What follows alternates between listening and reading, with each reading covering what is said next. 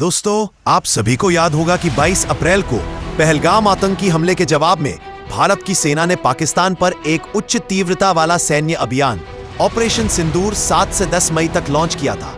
इस अभियान की सफलता के बाद भारत ने अपनी space based surveillance system SBS-3 योजना को तेजी से लागू करने का फैसला किया है, जिसमें 52 हाईली एडवांस्ड सर्वेलेंस सैटेलाइट को 2029 तक तैनात किया जाएगा, जिसकी अनुमानित लागत 26,968 करोड़ रुपए, लगभग $3.2 बिलियन है। यह सिस्टम चाइना, पाकिस्तान और हिंद महासागर क्षेत्र की हमारी सीमाओं पर रियल टाइम में निगरानी को मजबूत करने के लिए डिजाइन किया गया है और साथ ही ऑपरेशन सिंदूर के दौरान उजागर हुई कुछ कमियों को भी दूर करेगा। पहले यह जान लीजिए कि स्पेस बेस्ड सर्वेलेंस सिस्टम होता क्या है, जिस पर सरकार इतना अधिक पैसा खर्च कर रही है। तो स्पेस बेस्ड सर्वेलेंस सिस्टम एक ऐसी टेक्नोलॉजी है जो उपग्रहों और अन्य अंतरिक्ष आधारित संसाधनों का उपयोग करके पृथ्वी की सतह, वायुमंडल और अंतरिक्ष में होने वाली गतिविधियों की निगरानी करती है। इस सिस्टम में उपग्रह, लो अर्थ ऑर्बिट, जियोस्टेशनरी ऑर्बिट आदि सेंसर्स जैसे ऑप्टिकल सेंसर, रेडार, इंफ्रारेड और माइक्रोवेव सेंसर और अन्य अंतरिक्ष आधारित उपकरण शामिल होते हैं जो पृथ्वी और अंतरिक्ष में होने वाली गतिविधियों की निगरानी करते हैं। ये सिस्टम हाई रेजोल्यूशन कैमरे, रेडार, इंफ्रारेड सेंसर और अन्य लेटेस्ट टेक्निक्स का उपयोग करके डेटा एकत्र करती हैं। ये डेटा रियल टाइम और रेगुलर इंटरवल पर पृथ्वी पर मौजूद ग्राउंड स्टेशंस को भेजा जाता है, जहां इस डेटा को प्रोसेस और एनालाइज किया जाता है।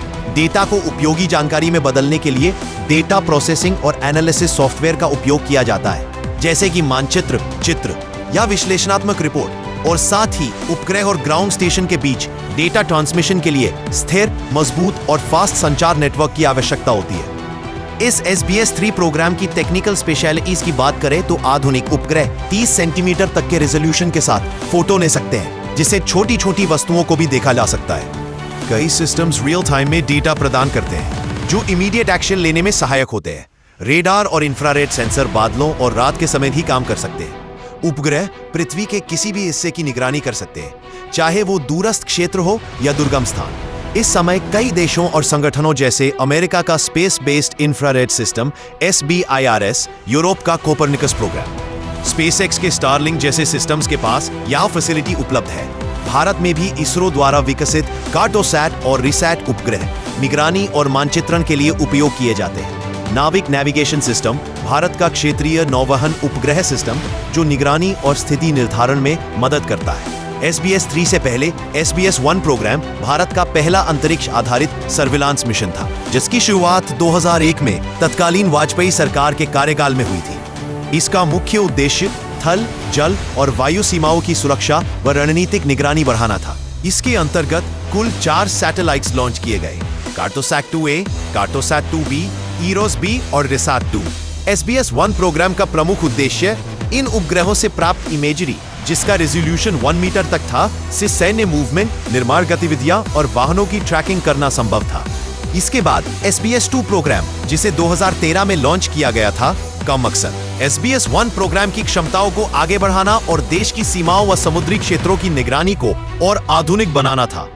इसके अंतर्गत कुल 6 सैटेलाइट्स लॉन्च किए गए: Cartosat 2C, Cartosat 2D, Cartosat 3A, Cartosat 3B, Microsat 1 और रिसैट 2A। इस मिशन ने सीमा पार घुसपैठ या गतिविधि पर सतत नजर रखने में महत्वपूर्ण भूमिका निभाई और साथ ही नौसेना के लिए समुद्री इलाकों में जहाजों व अन्य गतिविधियों की विस्तृत जानकारी प्रदान की। अब SBS-3 प्रोग्राम पर वापस आते हैं। Indian space research agency ESRO total 21 उपग्रह बनाएगा और लॉन्च करेगा, जबकि 3 निजी कंपनियां अनंत टेक्नोलॉजीज, सेंटम इलेक्ट्रॉनिक्स और अल्फा डिजाइन टेक्नोलॉजीज बाकी के 31 उपग्रहों का निर्माण और तैनाती करेंगी। यहाँ ध्यान देने वाली बात यह है कि ये कंपनियां चंद्रयान 3 और नाविक नेविगेशन सिस्टम जैसी परियोजनाओं में भी इसरो की भागीदार रही हैं। SBS-3 प्रोग्राम की टेक्निकल एडवांसमेंट्स की बात करें तो 1.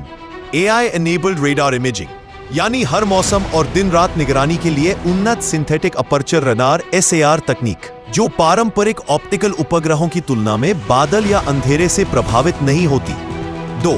उपग्रहों के बीच संचार, मतलब AI के माध्यम से उपग्रह डेटा शेयर करेंगे, जिससे खतरे का तेजी से पता लगेगा और कॉम्प्रहेंसिव और कोऑर्डिनेटेड निगरानी संभव हो पाएगी।